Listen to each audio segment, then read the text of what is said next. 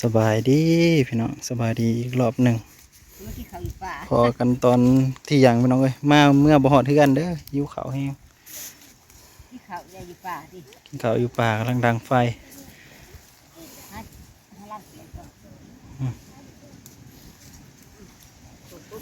กำลังดังไฟพี่น้องเอ้ยเดี๋ยวมาเบิ่งกบเขียดน้ำกันนี่กบพี่น้องเอ้ยกบเด็กกบอยู่7 ตัวถือไว้ให้ได้ต้องป่ะนี่จะเป็นเขียดได้หลายเขียดนะพี่น้องได้อยู่3-4อีกพวกได้เขียดหอได้4 ตัวได้หลาย 4 ตัวได้ 30บ่แม่น3-4 ตัวนี่แหละกำลังดังไฟสีกระปูก็สิไปลุงน่ะก็บ่หามือใต้เลยลงนะจีเลยเขี่ยเกลือได้สะเอือบเกลือก่อนเลยเนาะเขียดนะ เอามาเกลือเอาเกลือให้แม่ทานนะไว้บิดนะกินข้าวอยู่ป่าพี่น้องเอ้ยมื้อนี้ เพื่อก็เป็นงัวได้ เอาแต่เกลือหั่นแล้ว เพื่อเป็นงัวเขากันแหละใช่ลูก จีก่อน ไปเอาไปให้แม่ทาจีกระปูเขียดโต ช่องตัวต้องไปสับนี่จะไปน้ำหนักก็เลิกไป กินข้าวแล้วก็สิพากันกลับเด้อ ไม่หน่อยตัวหนึ่งนะเฮ้ยมัน ได้ที่นอนไปยิ้วเขาเขาทนอยู่ มันก็บืนไปก็ได้อยู่แล้วนั่นแหละหิวข้าวก็เลยมาปิกนิกอยู่ป่า ม่วนได้อยู่ป่ามันเขาม่วนได้ป่าอ้าวหา จีทางไปจีกระปูทิมเข้าไปแล้ว จีทีมเขาได้ไหม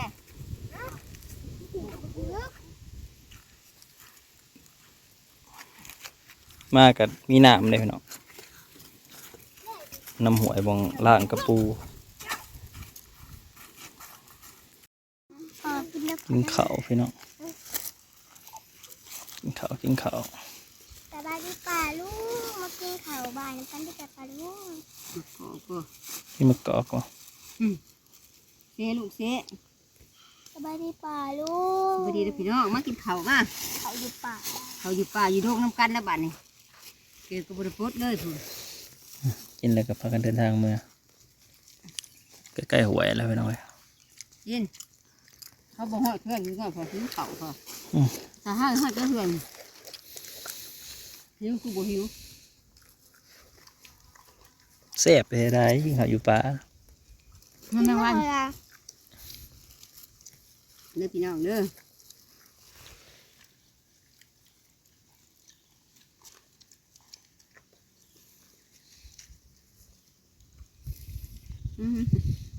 มันบอกมัน เค็ม กินข้าวพี่น้องกินข้าวข้าวกันดึกใส่หัวอีปุ้ยก็จะสลบ ข้าวลบ ปุ้ยเพราะมันใหญ่อีปุ๋ยเดี๋ยวจะลบแหละเนี่ยอีปุ๋ย เพิ่มต้มถึงก้อนเขาเอาเขาถึงหัวมันใหญ่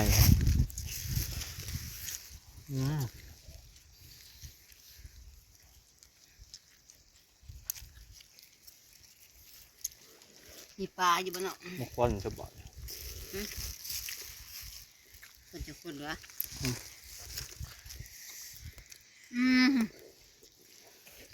เกลือบื้อใช่ไหมเกลือจ้ะละลายบ่ งั้นชาเห็ด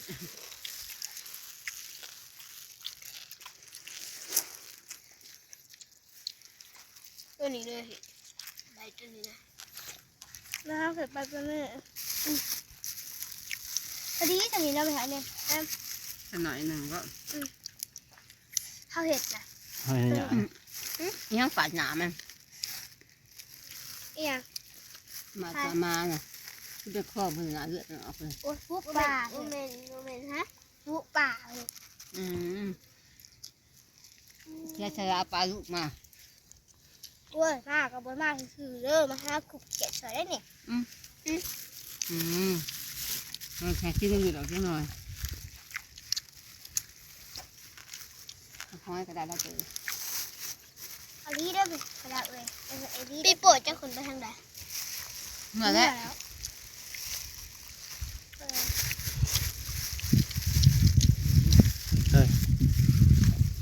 เบิ่งออกปูประจำก่อนอ้าวอย่าเขาท้องม้าแต่บ่นี่ บ่อยากกินน้ำปะฮะ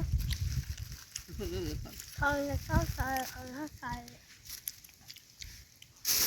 แซ่บบ่เด้งละ ถ้าให้เอา บ่เลยนะแซ่บ ที่เขาป่าสิจะติ้งอันนี้จะน้ำมันดงสิ น้ำมันดงมาหอดบันดง คำเมื่อคือมาหอด มาบันดงเนาะ นาบันดงผม เขาลงสีตัวจริงเหรอคือเบิ่งจะสีจะดูห้าใคร ใครหูอยากไปเคลื่อนเนี่ยอยากไปเคลื่อน ไปตัวให้ได้จริงไปดีพี่น้อง ยืมละ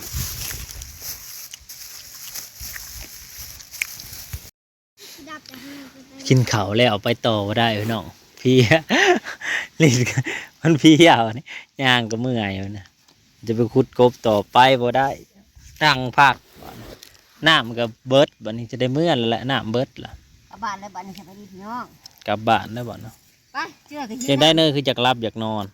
เจ้าหน้ากับบ่ได้กินครับพี่น้องบ่เพื่อนฉันบ่น้ำกินเลย ปะปะปะ มันบ่มีแห้งกินยาแล้วบ่น้ำกินเห็ดพวกเขาแล้วบ้านไปเมื่อ ถ้านอนนี่เขาอยากกลับ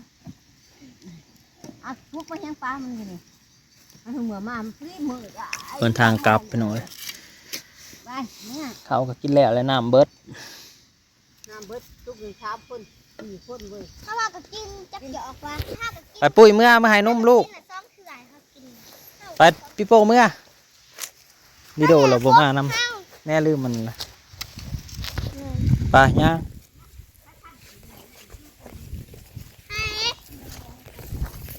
เข้าพันธุ์ให้ยังละ มีทางต่อด้วยเนี่ยทางต่อกันด้วย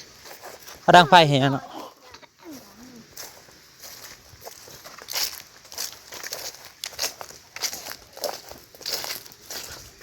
เมื่อ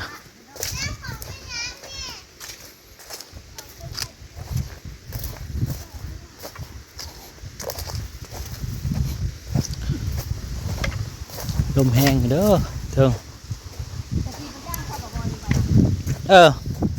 ให้บ่อเสาน่ะ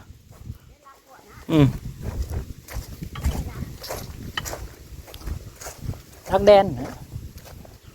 หน้าบ่อบอยเขาบ่อบอยหน้าพอ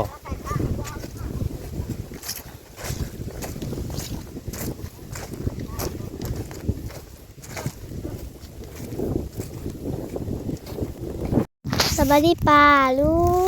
ง กลับมาพี่น้องเอ้ย เห็นอีกแล้ว คือก ก บบ เต้นดองๆเข้ามาเนี่ยโอ้พี่น้อง นี่ นี่ กบ ก็เที่ยงใส่เที่ยงเขาครับนี่ไปแง่แล้วหูตื้นๆพี่น้องเอ้ยแง่คุณบ่เห็นน้ำเนาะเลยขุดเป็นหูงาม กบ หูงามเลยได้ได้เพิ่ม ได้8 โตแหละ จุ๊บ8 โตโอเค สบายดีป่าลุงเห็นอีกแล้วกบ มีอะไรไปแล้วทำดีง่ายให้ดีละกบ นี่9 โตแล้ว กบอีกแล้ว ได้9 โต เจอน้ำให้หน่อยนี่ว่าน้ำได้ใหญ่เลยน้ำแน่นอนแล้วนะเสียแล้ว 9 โตแล้วเด้ โอ้ กบ9 โต กลับมาหอเรือนหอซาน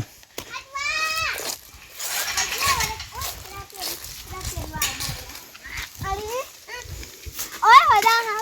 ดาวง่ายเปลี่ยนกันสิเป็นยัง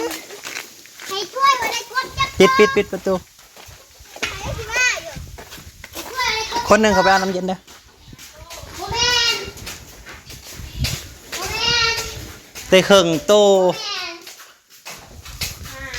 ครึ่งโต 8 ครึ่งโต เลือกโอ้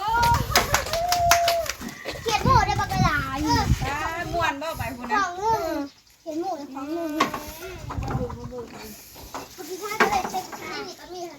อยก็ได้เต็มกระตาโอ้ยมันไม่ได้เต็มห้อยลูกเบิ่งน้ำแหน่เบิ่งน้ำแหน่เบิ่งน้ำแหน่บูกบเจ็บหมูทั้งนั้นเลยปิดไว้เพิ่นว่าปิดไว้